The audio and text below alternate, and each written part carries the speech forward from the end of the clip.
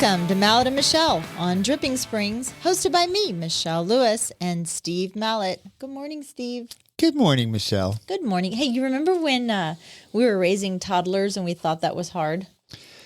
It was hard. Have you tried to raise an adult child? Because that's really hard. Yeah, it is actually really hard. Yeah, that was really, really hard. You can't tell them what to do anymore. I mean, I still do, but then they give me They don't sassful. listen. No, and you know, I read a quote. And they ignore you. Oh, yeah. Well, I read two quotes, and one of them said, being a good parent requires knowing when to push and when to back off, when to help and when to let them make mistakes, and then being strong enough to watch them go. That's the hardest part, is watching them go. That is the hardest part. But we also must remember that one day our children are going to follow our example instead of our advice.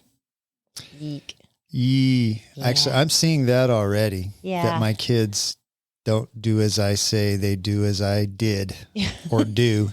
Yeah. But, yeah. And Michelle Lewis. And Michelle, it's 2022, and the face mask is the new Democrat version of the NRA sticker and the MAGA hat. Oh. Ooh. How's that? Ooh.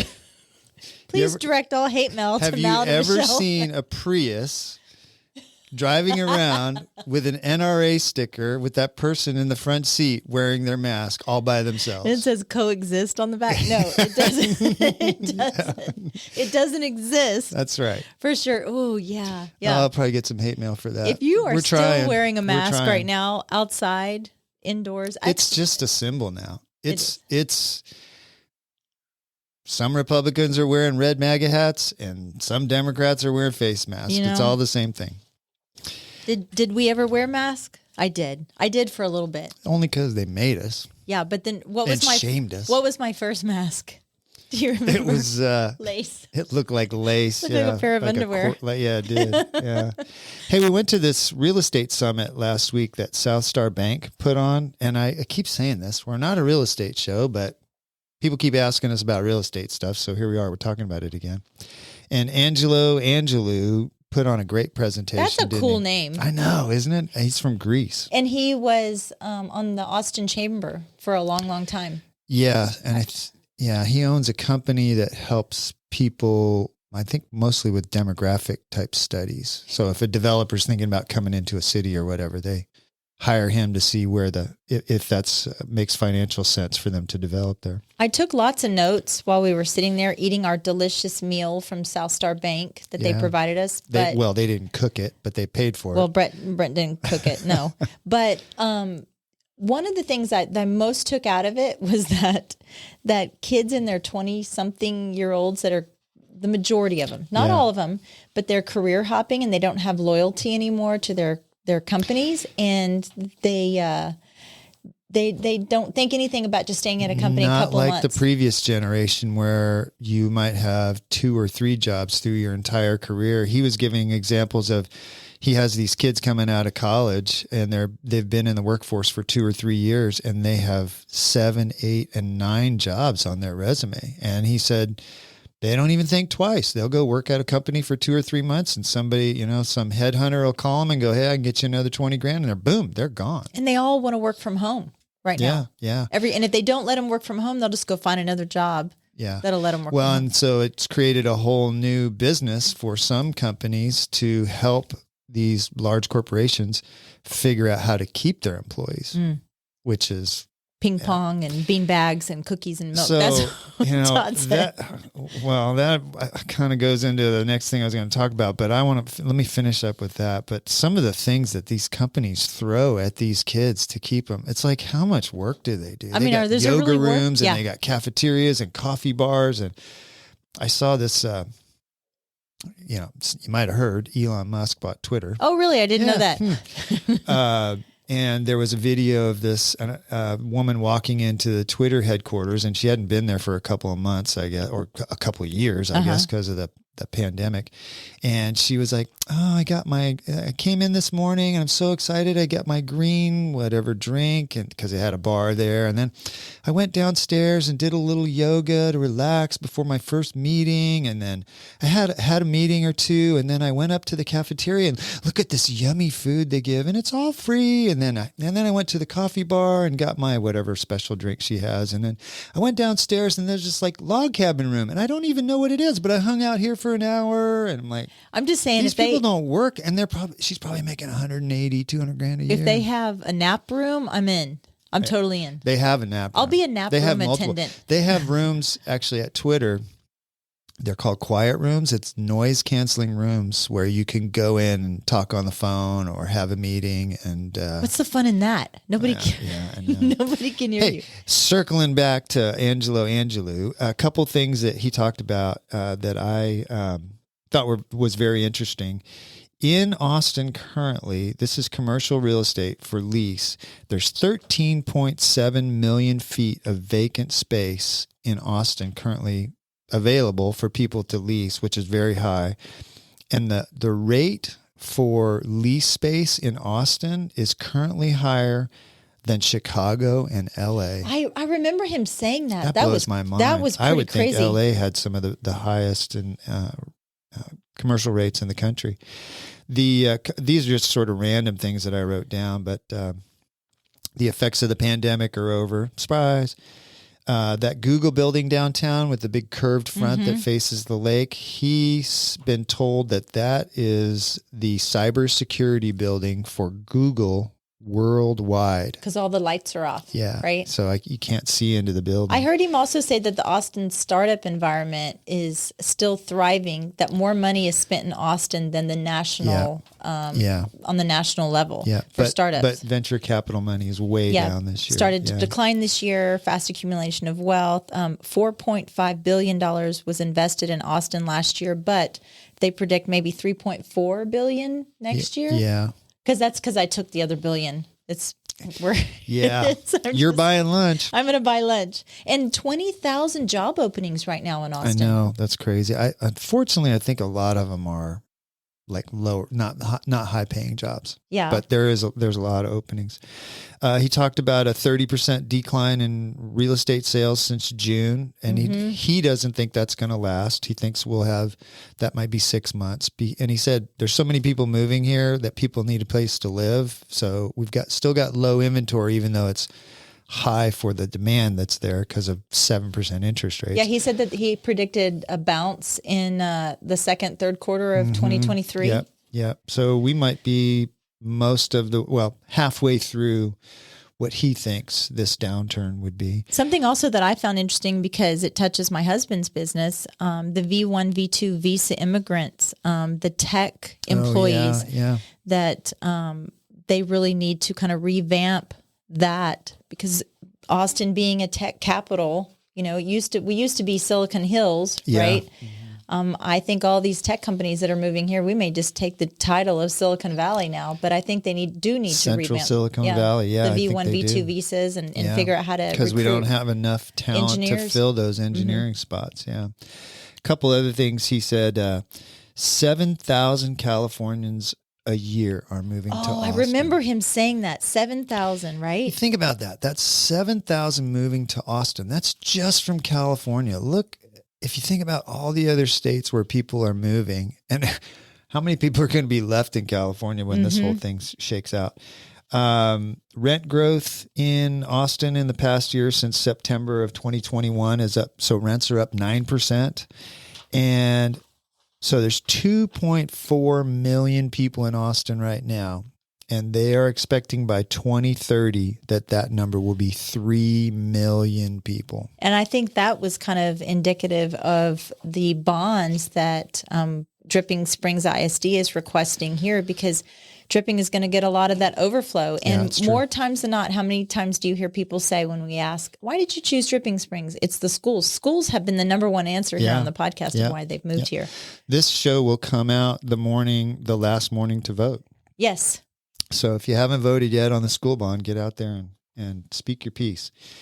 Top 4 our guest. Oh, we Steve did Mallet. it again, Michelle. I think we should get squirt bottles or like a water gun and just squirt you. I'm actually excited. I'm always excited, but this is James Fenelon. He's an author, lives right here in Dripping, and he's married to a very good friend of ours, Melanie, one of the sweetest people on the planet. And he's written a book, and he's coming out with another one. So, 4 Hours of Fury. Yeah. It's a book about one of the largest airborne invasions in World War II. And he's going to come in and talk to us about that. So we'll do that in a few minutes. I got a couple other things. The top 4 richest people in Austin.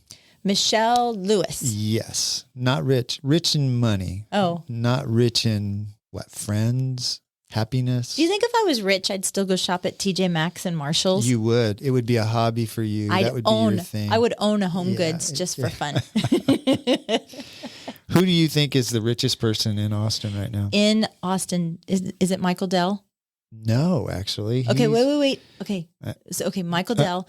Let me think. It's got to be a tech guy. Right? It's Elon. I mean, he lives here. It's Elon. Well, Elon's the richest man in the world, right? Isn't I think he is. Okay. Yeah. $251 billion. I'm having dinner with him Friday. Yeah, you should. Yeah. Can you ask him about Twitter, what his plans are there? I will. Well, he took my kitchen sink out of my house. He wanted to. Such a dad joke. So Elon Musk, number one, $250 billion. Robert F. Smith, who's a private equity guy, he's 86 with $8 billion. Who's number 2? Michelle Lewis was $74 in her checking account.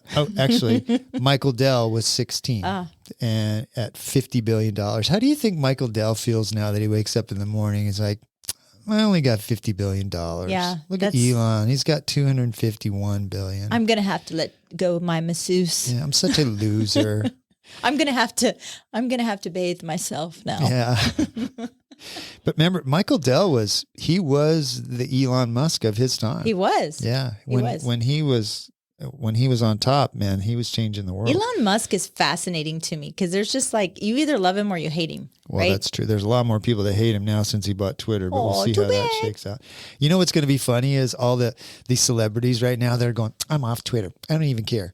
Yeah, right. And in what do you think, weeks or days before these celebrities that crave all this attention, they crave attention more than they crave money. Yeah. They'll be like off Twitter for 2 days and they're like, oh, nobody's paying attention to me. I guess I'll go back on. They can't troll anybody. No, I know. I've been all off be Twitter. back. Every one of them will be back. I've been off Twitter for some time now because it's kind of a cesspool. But hopefully it's going to turn maybe around. I'll get back on. And here's a couple more. Burt Beveridge, which is an interesting last name for this guy. He owns Tito's Beverage. Oh, Tito's Vodka, and he's worth $5 billion. Well, that's not his last name. Burt. That's his last name. I looked it up. His last name is Burt Beveridge. It's Burt Beveridge. Look it up. Oh yeah, my name is Michelle Ketchup. That's an idiot name. That's his last name.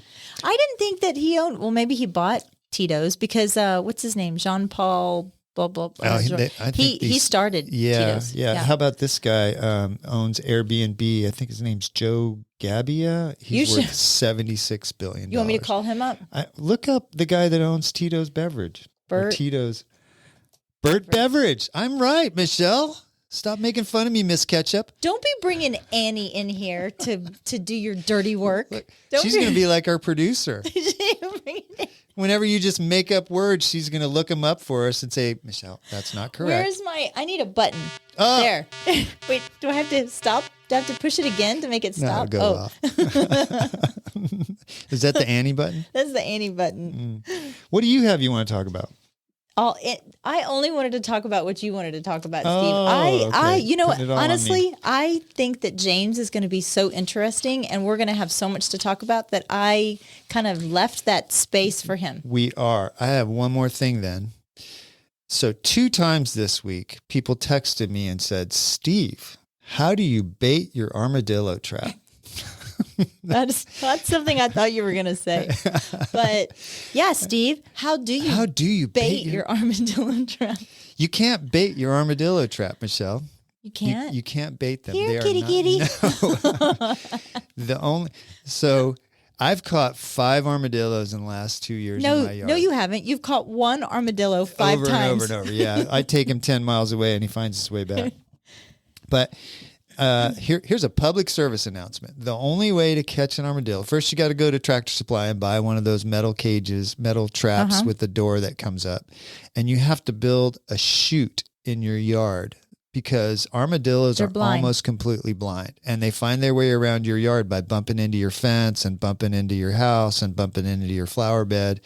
And so maybe on the side of your house where you see a lot of those holes, you build a little chute with the trap at the end, and they'll just bump along, go right in the trap, and you'll catch them. So you know what we do? We put electric fence up along our flower bed, and we redirect that stupid armadillo to our neighbor's yard so they can go. Which works just as well. Go chew that up. Until your husband's out there mowing the lawn and he forgets that the wire's on and steps on it. Actually, yesterday I said, please make sure you turn the electric wire off. We don't want to kill any trick-or-treaters on Halloween. Oh, that was smart. Yeah. Oh, well, hey, let's take a little break and get James in here and talk about his book. That sounds good. Okay. This show is brought to you in part by the Mallet Integrity Team, serving Dripping Springs, Austin, and the surrounding areas of Central Texas since 2004. When you need the best real estate advice and service, give them a call at 512-829-2062 or email them at malletintegrityteam.com. And now here's Steve and Michelle. All right, welcome back. We're here with James Fenelon, author of 4 Hours of Fury. Welcome to the show. Thank you. It's Welcome. great to be here. We're so excited to have you, and we adore your wife, adore her. Oh, geez, that took like 5 seconds to bring Mel into I it. gotta give Mel props because I love her. Love her. Yes, I hear She's a sweetie. that all the time. She's definitely the better half. Yeah, she's a keeper for sure. When did you guys move to Dripping Springs? We've been here about 18 years, I guess. We'd been married 20 years. And so after about 2 years in Austin together, we wanted to look for a little bit more elbow room. Oh, yeah. And at that point, Dripping Springs was actually a ways away from Austin as opposed to the getting closer every day to Austin, kidding. so to speak. So, yeah, about 18 years back when there was just the one stoplight in the Super S market. That's about the time I moved. I moved here a little bit before that, but you're right. Yeah, That's it was how a we different gauge town. how long people have been here. It's like if you remember the Super Sucks, then you're good. That is our dripping that's OG true. dripping. That is true. That's the OG. If you were here before HEB when Super S was here, you're OG. Your eggs were expired. Your Green meat was green. Yeah, I think my record was returning 3 bags of sugar to find one without weevils in it. Oh man. Ooh, jeez. Yeah. We don't miss those days. Well, and the gold rush started in Dripping Springs when HEB came. It's like, oh, we could live there now. That's right. So was Mel still a teacher? No, she was a real estate agent about that time as well. Yeah, Oh, so she's she been doing it a started. while. She's been doing, I guess, about 19 years. Wow. And where were you working? Were you driving back and forth somewhere? Were you?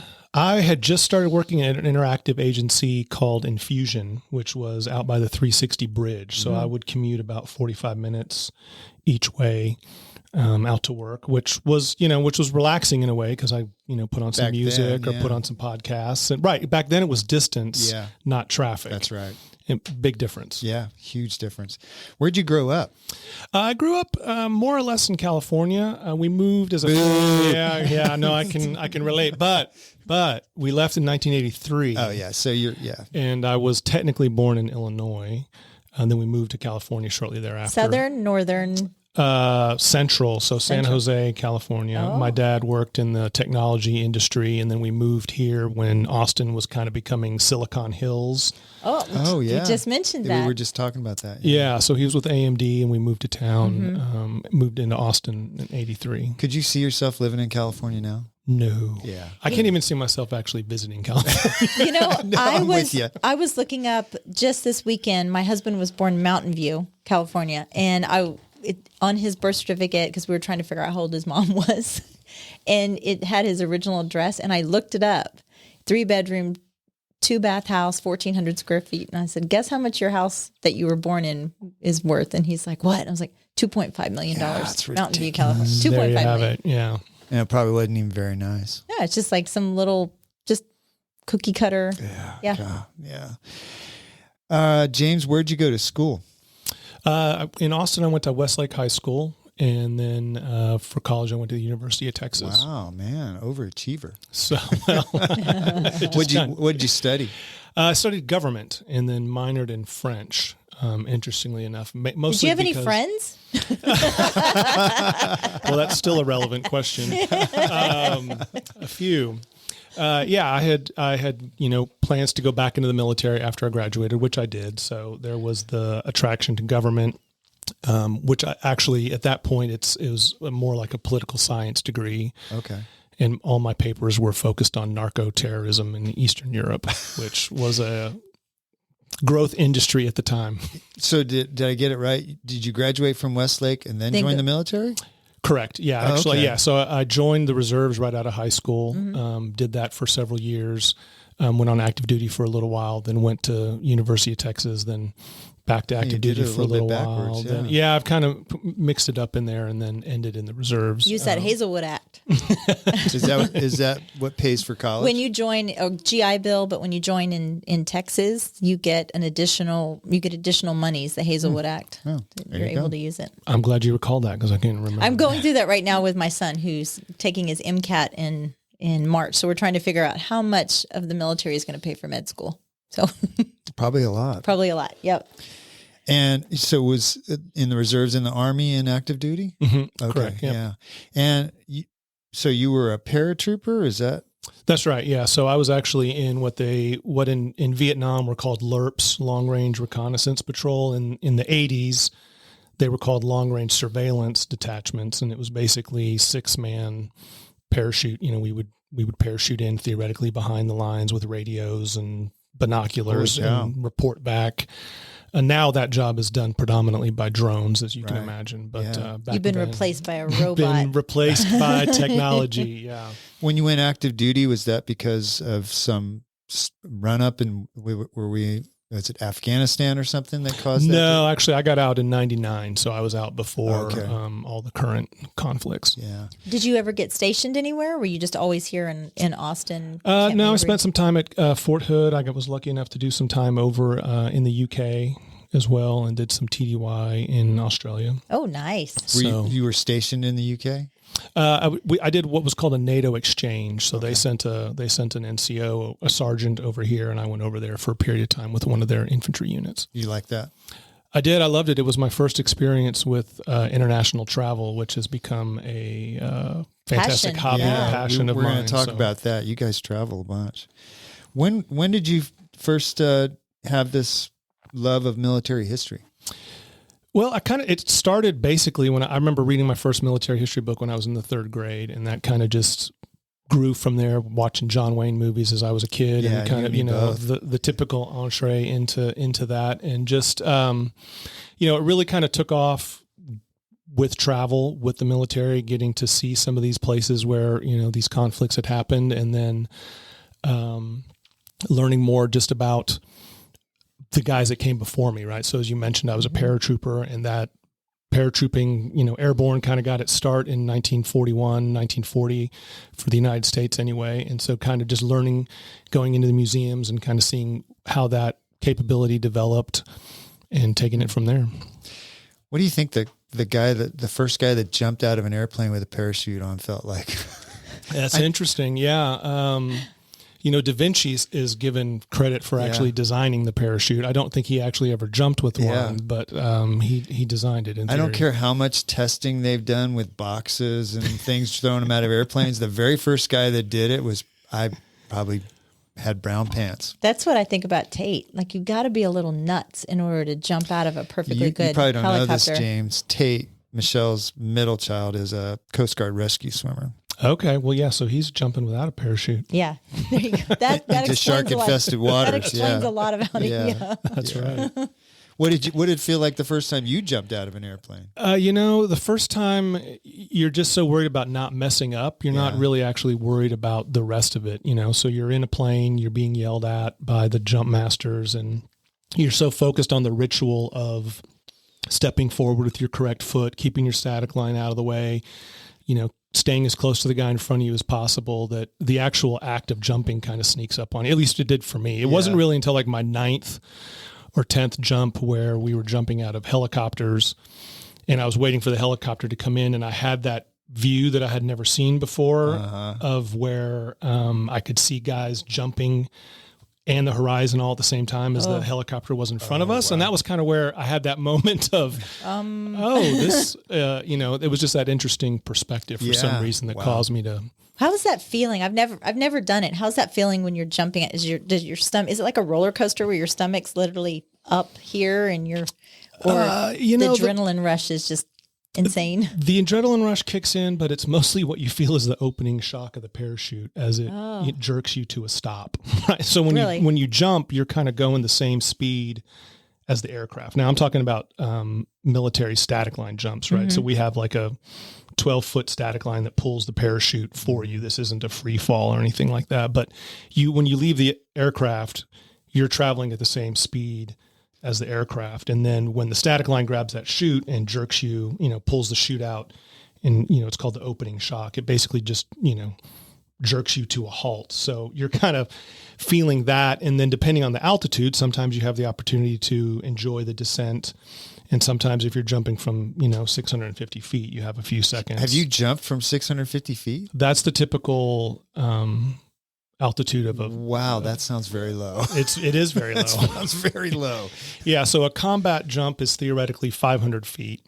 Wow. But for training jumps, they go higher than that to give you a few seconds to pull your reserve parachute. I thought you guys were jumping out at like 2,000 or 3,000 feet. No, those are the free fall guys that jump that jump up. When does the screaming subside? Like at what point in the altitude? I bet for some guys it goes from top to bottom all the way down. My neck hurts just thinking about that pullback. Ooh. So if something goes, I know it's a static line, but sometimes things go wrong, right? At 500 feet, absolutely. You've got, 10 seconds? Less than that, yeah. You basically, so and that's why they add the 150 while you're doing a training jump to give you time to pull that. I mean, when you leave, when you exit the aircraft, to your point about your head snapping back, your chin's tucked into your, your chest, so you prevent that from happening. And your right hand is basically on the handle of your ripcord for the reserve parachute. So you have a few seconds to figure out something's going wrong. Yeah. So you jump out of the airplane, and if you don't feel that jerk within about 3 seconds, you're like, oop, okay, something didn't go right. Yeah, exactly. Actually, it's 4 seconds. You count 1,000, 2,000, 3,000. If you don't feel anything by 4,000, then you're pulling. Or it would be 4 screams. That's right. That's funny. I've got my private pilot's license when I was a lot younger, in the mid 90s, and the part where you have to learn how to do stalls. So you basically stall the aircraft and it starts to fall, and you have to correct it and catch it. And I hated that part of learning to fly. And I wonder why. It's pretty scary. Yeah. But I remember, thinking if I was ever in an airplane and I had a parachute on and I had to get out, I was like, God, man, it would be so hard for me to step to the door or open the door and fall out, basically, in the aircraft I was flying. But it's pretty nuts to be up that high and think about just bailing out. I don't know how you guys do it. But were you attracted to that when you took your test to be in the military? Did you think, I want to be a paratrooper? I did, yeah. Actually, that was the kind of one of the funny things. So when you go into the military, you take what used to be called, I don't know what it's called now, the ASVAB test, which is your ASVAB, your score. And I think the first time I took it in high school, I got 111 on it, and you needed 110 to be an officer. And that's kind of like, and so the recruiter was thrilled. Yeah. He's like, do you want to go into the engineers? And I was like, I want to go into the infantry. Had you ever done anything like that before, to know that jump school was what you wanted to do? No, I had no idea. I mean, well, that's the funny thing, so you have all these ideas, and then you're in basic training, and your first 2 weeks, you're basically mopping the floors and shining the floors and waxing the floors. Getting yelled at for not doing the floors. Yeah. The yelling I expected, I had underestimated the amount of time the Army likes to clean things. Remember that, kids. Tate told me that yesterday. He said, I spent the first 2 years of my Coast Guard career cleaning toilets. And I think that's pretty I think they do that to everybody. I wonder why that is. It sets your expectations really quick. Everything above that is good. Everything goes up from there. So you jumped in Normandy at some ceremonial. That's right. Yeah. How did So, that come about? well, it was interesting. A friend of mine was actually on his way back from Afghanistan and met some British guys who were planning to go do a jump in Normandy for the anniversary. I think it was the 65th anniversary. Anyway, and he called me on a sat phone and was like, "Hey, if you can be in Normandy in a week, I got you a slot on to jump into Normandy as part of the D-Day anniversary." And I was like, "Oh, I'd love to, man, but I've already used up my vacation at work." And I hung up, and Melanie, "Who was that? What's going on?" And I told her. She's like, "Call him back right now." Yeah. We'll figure out how to Absolutely. we'll make figure it out how to work. get you to Normandy. And so, I was very fortunate. Not only did I get to jump into Normandy, but I got to jump out of a C-47 transport plane, which actually had flown a D-Day mission. Wow. And so Is that a C-47 that we're looking at on this website? that is, that's a what they call a V of V's, a group of 9. Well, there's more than 9, but those are C-47s. Those were basically the workhorse of the Allied Army back in World War II. Wow.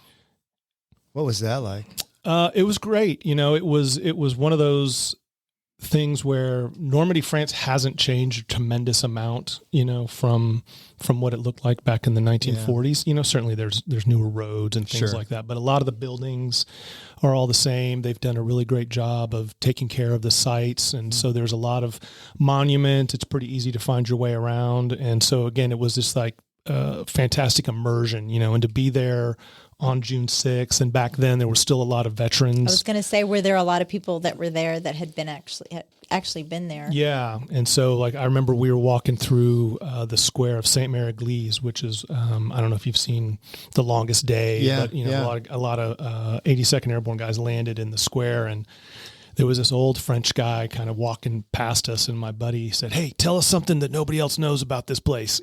And so he dragged us over in this corner and was kind of showing us around, and he was showing us, well, if you look up on this chimney, and you could still see bullet holes, bullet marks on the chimney. And so it was a really fantastic experience. That's amazing. Yeah. The stories that happened there, a lot of which will go untold, which actually reminds me of your book, The 4 Hours of Fury, because you tell a lot of stories in your book that probably up until the time you wrote them were completely untold, which is what I liked about it. You weren't telling a story that's been told over and over and over.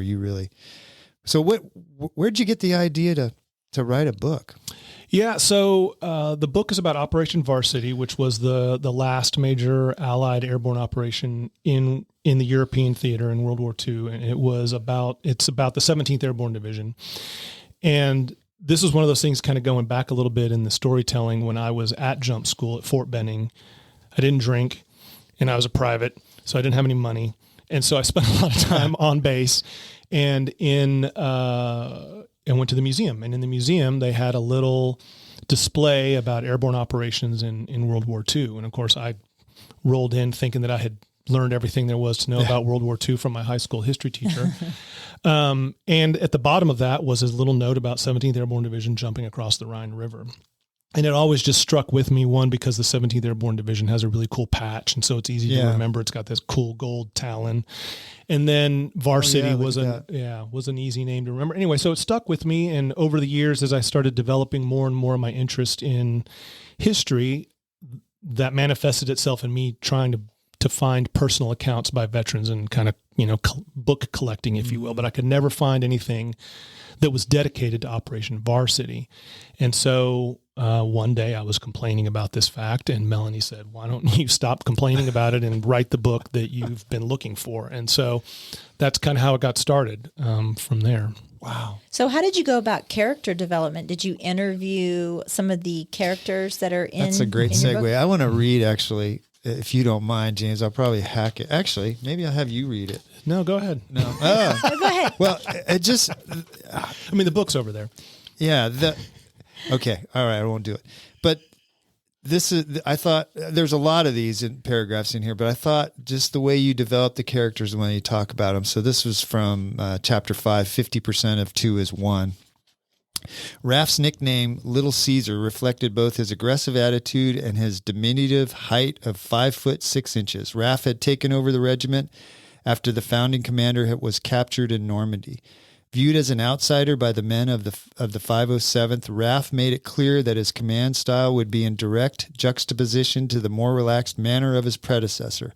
Raff's brash attitude and his reshaping of the regiment polarized opinions of subordinates and superiors alike. But all the characters, you talk about them like that. You don't just say, he was a commander in the 507th. You talk about. So Raff was a real person. Raff was a real person. Yeah, It's a nonfiction book. Raff became one of my favorite characters. He was very polarizing, as I mentioned in there. Yeah. You kind of either loved him or you hated him. He was a West Point graduate, but as far as I can tell, hated officers. And so, except himself. But so he was infamous for kind of needling anybody who was taller than him. And he was an interesting contributor to, our nation's airborne history. He commanded the first airborne operation into North Africa. And then, as I chronicle in this book, he was the first guy to jump out the door into Germany in the last airborne operation. So he had quite a bit of airborne experience. Yeah. Which he never stopped talking about, which kind of annoyed a lot of people. You might have heard of me. I'm famous. Yeah. Is he the one that came up with the idea to have the uniforms be a certain way where they blouse the pants and the boots? No, he was in that unit, but that was General William Miley. And so at the time, he was actually a captain. He was in command of the first organized group of paratroopers in the Army.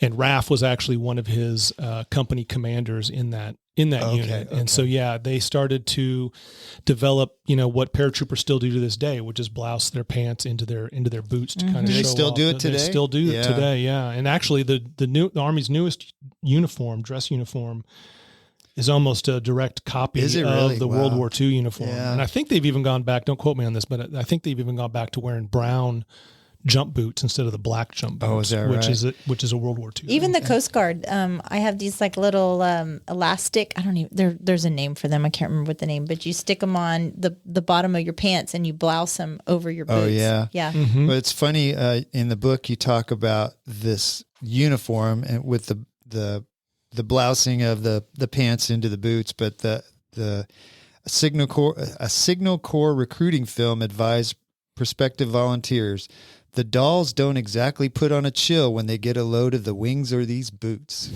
Isn't that great? That was a recruiting film, Michelle. The dolls, they won't say no if you're wearing these boots. Ooh.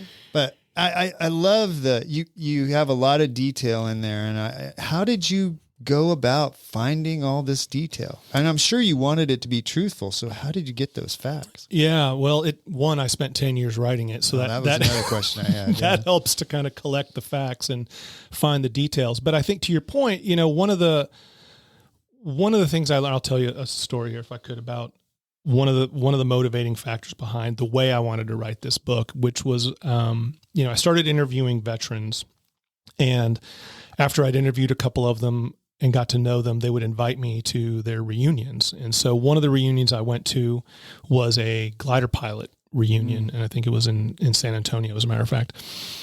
And, we kind of have a collective vision of World War II veterans as these, elderly men and women who, the greatest generation, and they've certainly earned all the accolades we've given them. But we kind of tend sometimes to forget that when they were doing all this stuff, they were 19 years old, right? And so I wanted to capture a level of detail that took these guys back to when they were that young.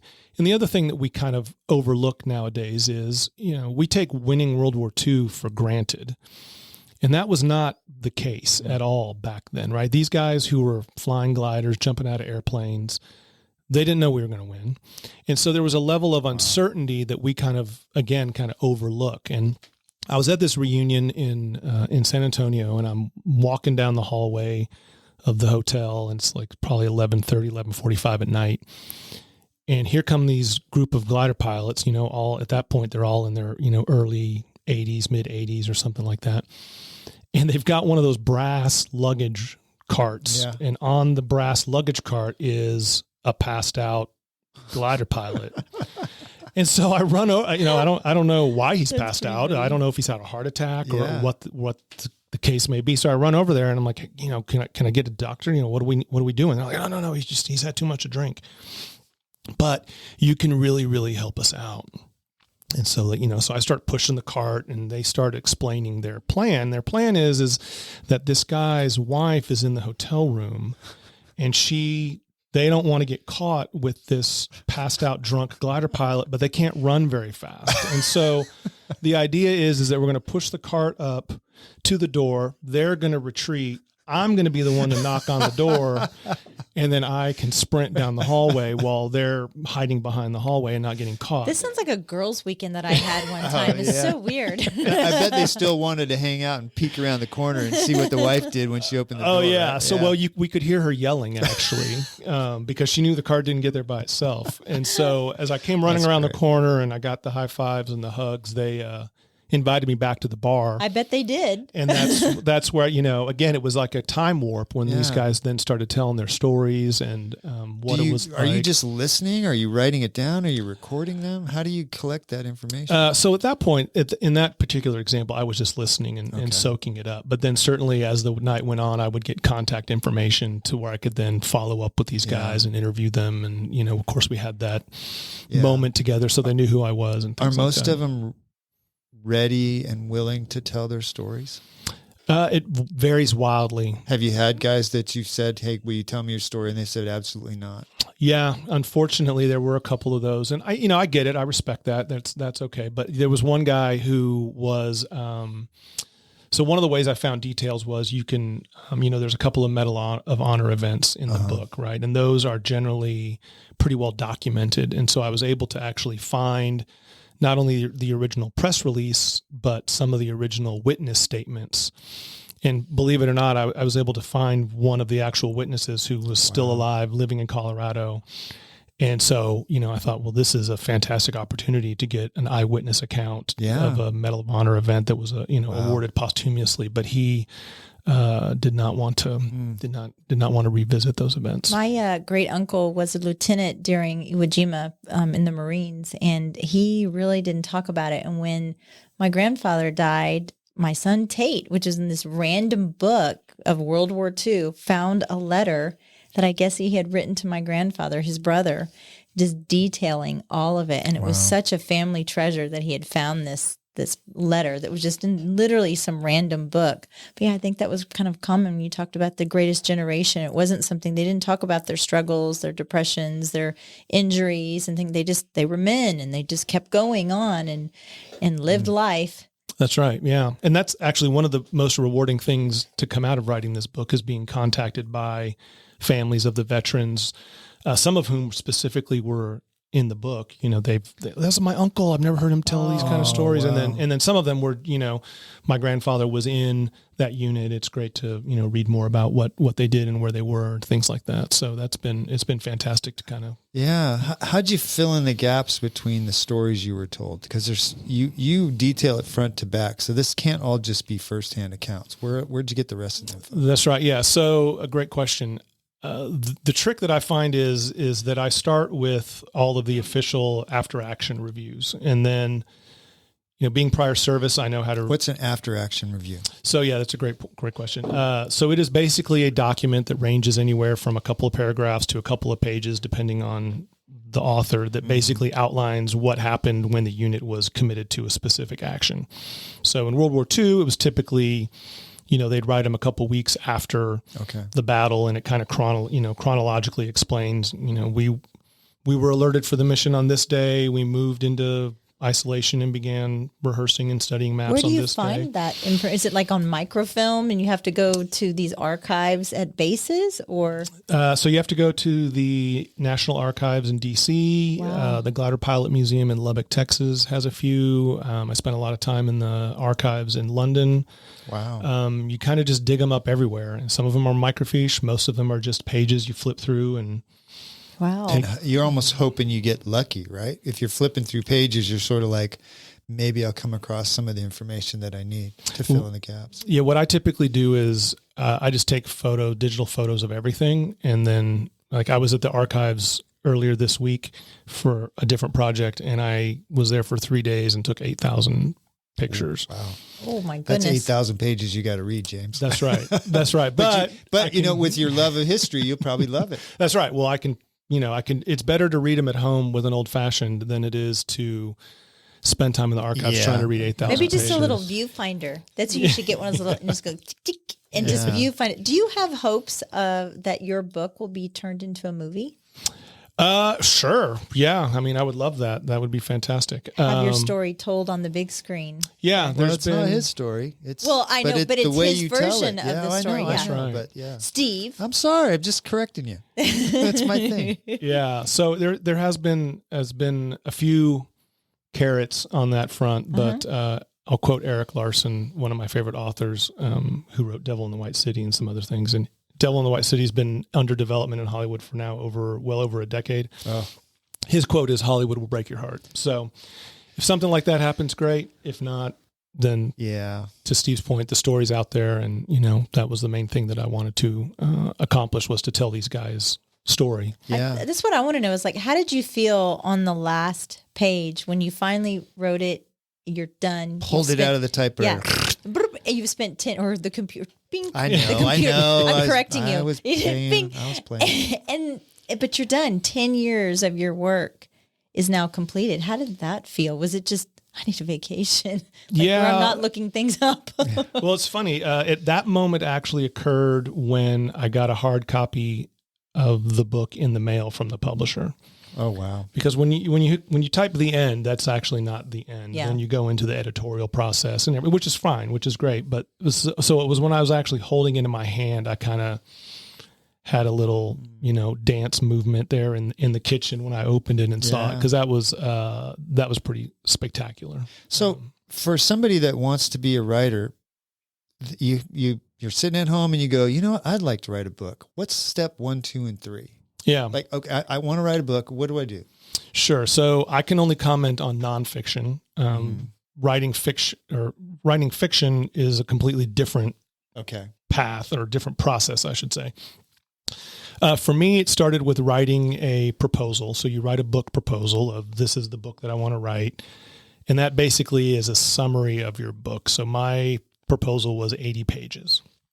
And so basically it's like 3 pages of, this is what the book's about. Oh, okay. This is the history of, the event that I'm talking about. Here's some competitive examples of other books that are about similar genres. And then it's like 75 pages of your book. And, a publisher wants to know, do you have enough material to make a book? Do you have the writing chops to make this interesting? So once I had my proposal, I then, procured an agent, because no New York publisher typically is going to take an unsolicited manuscript. So you need somebody to kind of open the door for you. And so I was fortunate enough to find an agent here in Austin, who formerly worked with big publishers in New York. He and I then kicked that 80-page proposal back and forth for several months until we got it to where he was happy that he could sell it. And he ended up selling it to Scribner, which is part of Simon & Schuster. Yeah. So what was that process like? So you spent 10 years writing the book, and that particular, did you you write the book after the proposal? Yes, all of the above. So when I say 10 years of writing the book, that meant that I had the idea 10 years ago, then I would work on it for a month, and then I would think I was working on it for 2 months, but not do any, so it was off and on. And then it was really, if I had to do it all over again, I would have started with the proposal, because that really forces you to think through your process and make an outline, so much like how the book is going to be laid out. Right. And how are you going to split your chapters up? Which stories are you going to tell? When are you going to introduce particular characters? Things like that. So I had written the majority of the book before the proposal went out, but all of that I ended up rewriting and then cobbling it back together based on the... I would imagine there's probably dozens, if not hundreds of edits, like back and forth edits, right? You send it to your agent and you revise it, and you send it back and forth, and then you send it to Scribner and back and forth, right? You probably do that. You said writing chops. Where did you learn to write?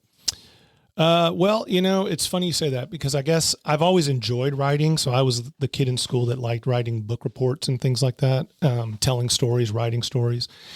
But it wasn't really until I started getting into this process and basically I started reverse engineering my favorite authors and looking very objectively and very critically at my own writing to understand, okay, well, how did I, you read that introduction of Raff, right?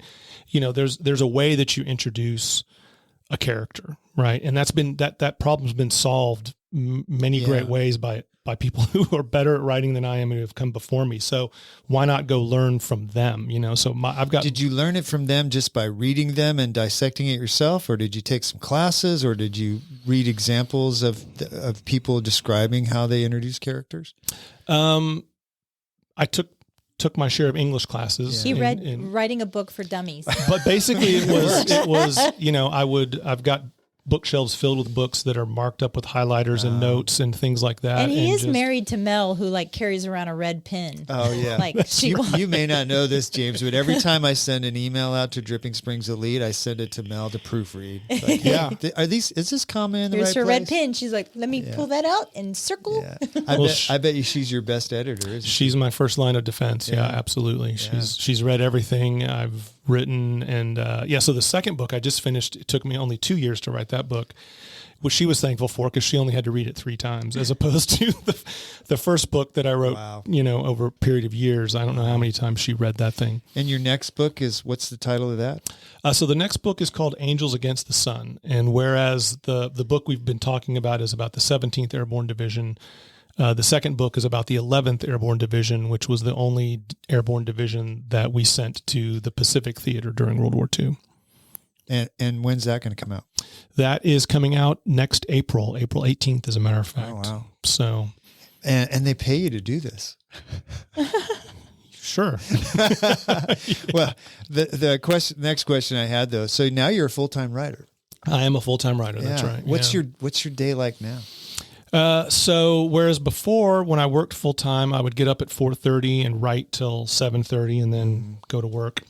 Now I get up at 5:30, write till 10:30, take a break, do some chores around the house, whatever. And then I have a second session after that from about 1 until 6. Do you ever sit there in front of your computer just staring at it and not being able to write anything? No. On days that I don't want to write, there's always opportunities for research or map research. So one of your earlier questions was, how do you tie this all together?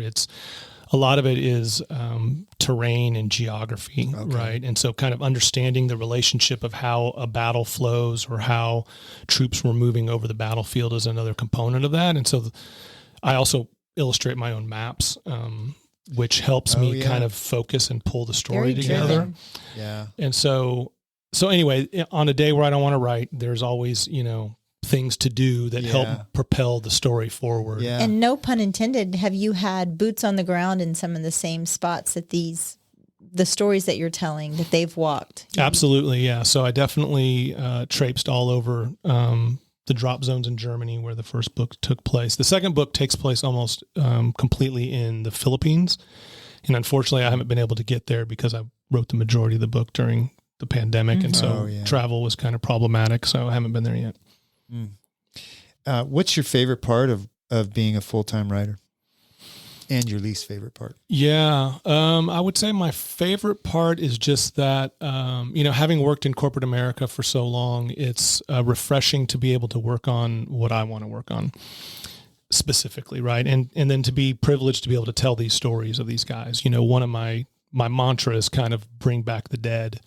And so it's a privilege. I like that, to tell these guys stories because, we tend to hear the stories of the guys that came back. And I work really hard to dig up the stories of the guys who didn't come back and include those in there so that we can have a better appreciation of what happened. What is your favorite book? Wow. Well, that's almost impossible to answer. I would say, my favorite book. Let's come back to that. Let me think about it. My favorite author is Eric Larson, so I really enjoy his books. Yeah. Let's talk about your travels. I get emails all the time from Melanie, and she's like, I'm in Vermont. You guys were in Vermont, was it recently? Well, she got to go to Vermont. Oh, you didn't get to go? I wasn't there. Yeah, I'm no. So sorry, she was up there looking at the leaves. Yeah. Yeah, but you went to Italy, I think. Or? We went to Italy last year and Greece. Yeah, I mean, you guys travel all over the place.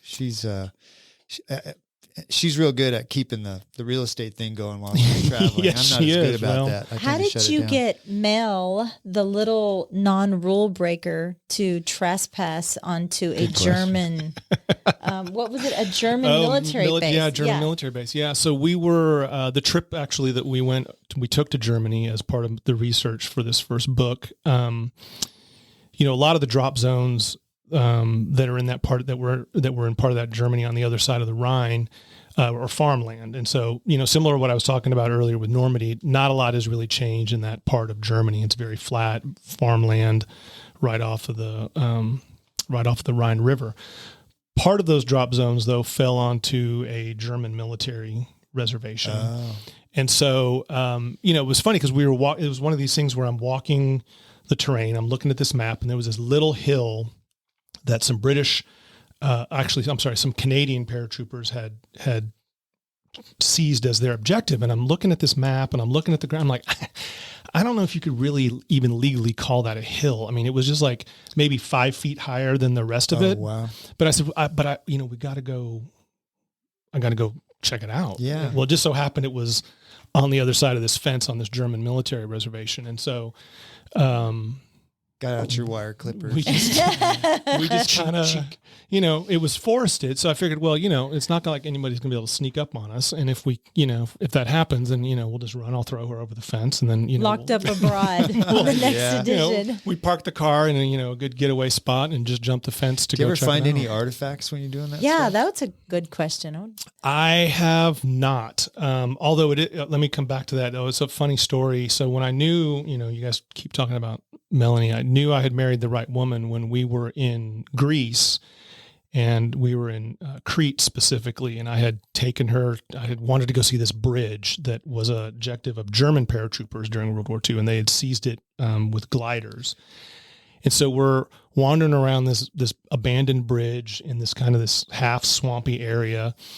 And Melanie walks up with this old rusty pipe in her hand. She's like, do you think that this was part of a German glider? You totally That's awesome. I said, I have no idea, but I love you for pulling that out. That's great. Out of the mud. So, I love it. Yeah. Hey, Melanie sent me a podcast a week or so ago that you recommended to her, the Huberman Lab. Mm-hmm. And she sent me the one that he did about alcohol. Yeah. And she told me, maybe I'm not supposed to say this, but I'm going to say it anyway, that you stopped drinking after listening to that podcast. Well, yeah, that's a fair question. So I did what I called Sobertober. Okay. For the month of October. It's November 1st. It's November 1st, right. And so I will probably be having a drink this evening. But yeah, no, that podcast did cause me to rethink my relationship with alcohol, which, wasn't egregious, but when you read that the textbook definition of a chronic drinker is 1 a day. Mm-hmm.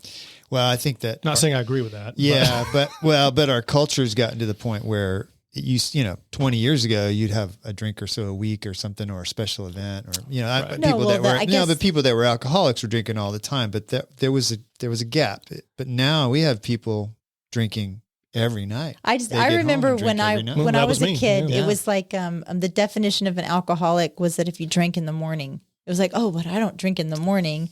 And I grew up with alcoholic parents. So I don't drink in the morning, but when I get home at 5, I have 12 scotches. You're hammered at night. Yeah. So I'm like, okay. Yeah, it just became a habit of, I think for a lot of people, glass of wine a night. Yeah. Things like that. And so I think for a lot of people, they don't even think about it. It's just part of their nightly process. And if they do step back from it, they go, I guess I don't really need that glass of wine. I'm just doing it because that's my normal routine. So. Well, and that's exactly kind of why I wanted to do the Sobertober experiment to kind of see how long I could go, Yeah. And now it's November 1st. Now it's November 1st. Bottoms up. That's right. Pop the cork. Yeah. That's right. So you just finished your second book. What's next for you now? Well, I've started researching the topic for number 3, which I haven't settled on yet. I was in the archives last week trying to find, the trick is you want to find a compelling story and enough material to actually write a compelling. I could kind hear of it. story? It's like Mallet and Michelle after dark. Yes. It's Murder Monday again. It's murder day every day with you, Michelle. It's throat punch Thursday.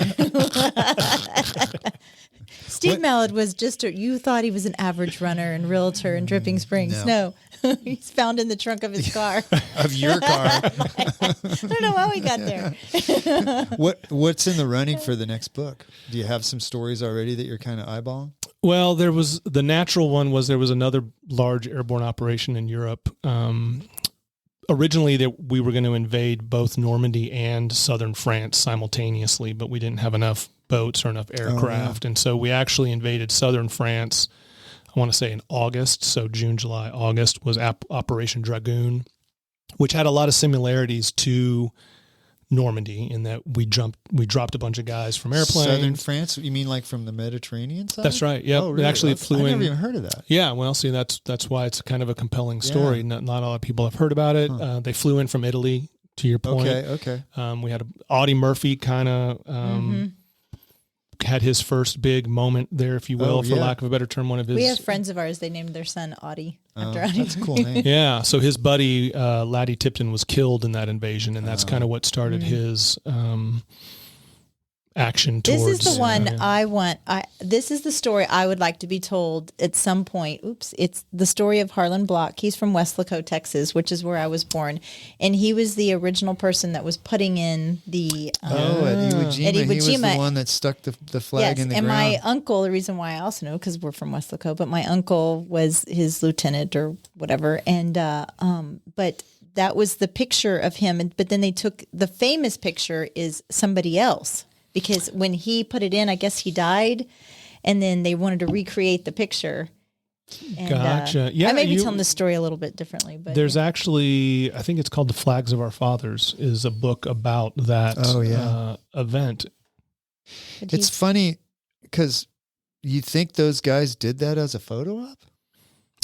Not the first time, no. No, not the first time. No, they were putting it up as a way. My understanding is that they were putting it up as a way to signal that they had taken Mount Suribachi. Okay. And then it was such an iconic moment that the photographer asked him to do it again, where he could get a better angle on it. At least that's what I understand. Huh.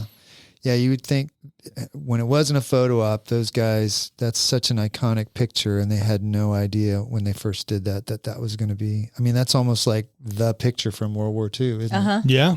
Well, and there's the memorial is in Harlingen. There's 2 of them. There's one in D.C., and then they have the replica in Harlingen. And when I was a teenager, we were there when they were...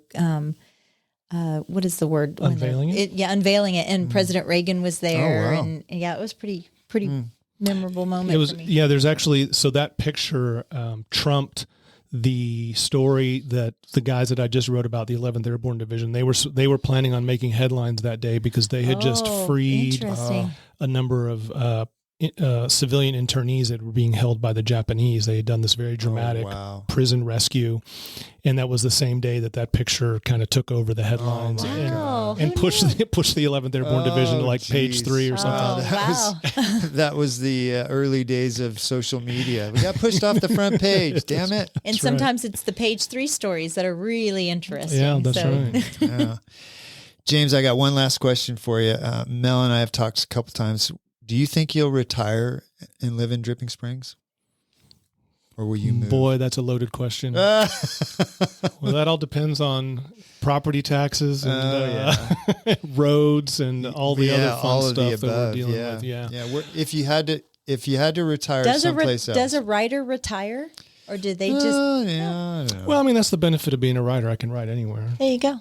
So, like by a lake in what did Tennessee. tell me? Was it Tennessee? Yeah, Tennessee. There are lakes in Tennessee. Yeah, but I think that's what she was telling me. Yeah. Is that where you think you'd end up if it's not in Dripping? It certainly piqued our interest for sure. I mean, we haven't necessarily figured out anything for sure, but that it's a beautiful part of the country. Yeah. Well, so the Blue Ridge Mountains. You've seen a number of beautiful places in this country for sure. So, okay, back. Can you remember what your favorite book is, or one of your favorites? Well, I'll go with an easy one. One of my favorites is The Devils in Baggy Pants, that was written by 82nd Airborne paratrooper who had fought through Italy and Holland, and unfortunately he died of cancer before the book was published. Wow. But it's very much a been there, done that kind of account. Very cleverly written. He was an English major. So the title is amazing. It's like that's the title of my next single, The Devils in Baggy Pants. Oh, yeah. It's like the paratrooper equivalent of Helmet for My Pillow is for the Marines, I think. Wow. We'll have to get both of those. Look at that.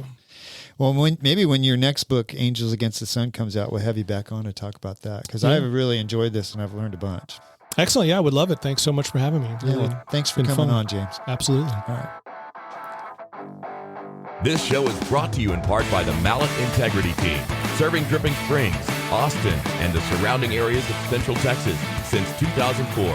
When you need the best real estate advice and service, give them a call at 512-829-2062 or email them at malletintegrityteam.com. Thanks for listening. We'd love your comments or feedback. Email us at malletandmichelle@gmail.com. You can listen to us on Apple Podcasts and Spotify. Please subscribe and leave us a review. New episodes released every week on Tuesday.